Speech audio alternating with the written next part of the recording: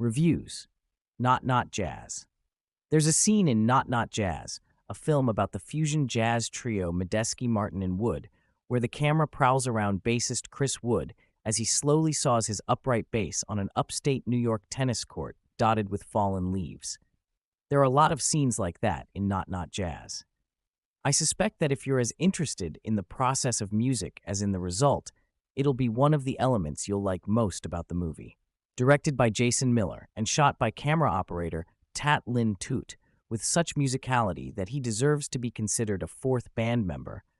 Not Jazz is a short feature, 74 minutes, not including credits. It perhaps feels a little too short for this viewer's taste, because it doesn't deliver on the stated premise that it's about watching a group improvise their way through a new album in the Hudson Valley's Allaire studios. This turns out to be more of a pretext for a truncated and fragmented history of the band, scattered amid moments in which music is discussed, worked through, or recorded. The movie doesn't go in the other direction, either, and become the decadently committed wallow in ephemeral pleasures it could have gotten away with being. The audience is going to be 95% people who like the band and/or jazz-adjacent music anyway.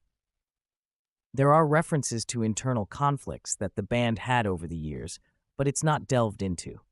The best we get is a tossed-off remark from their manager Liz Penta, a producer on the movie, that they had to go into group therapy to work through problems, and that there was a lot of crying.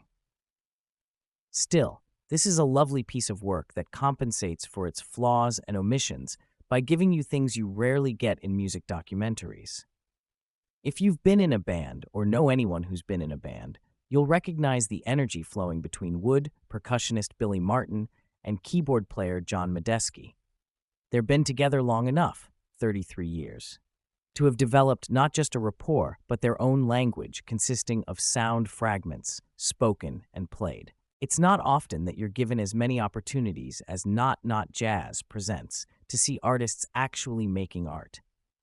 The parts of the movie that concentrate on the process are far more eloquent than the standard issue moments where we watch one of the band members walk through the woods while musing in voiceover. A piece might start out as an idea for a melody or rhythmic signature, get built out in a session where the three guys noodle around, and be refined in conversations in the studio or some other room of the building.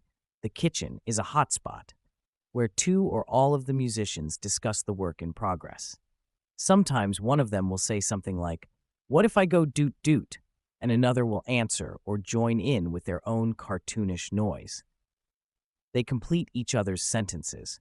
Sometimes they don't even need to finish a sentence. One of them will go, "Right, right," or something along those lines, and no further elaboration will be necessary. Apparently, the road that led to this comfortable place wasn't smooth. The band reached prominence in the late 90s at a time when their recording label, then Blue Note, home of many jazz greats, was still financially supporting the efforts of instrumental-only ensembles like Medeski, Martin, Wood.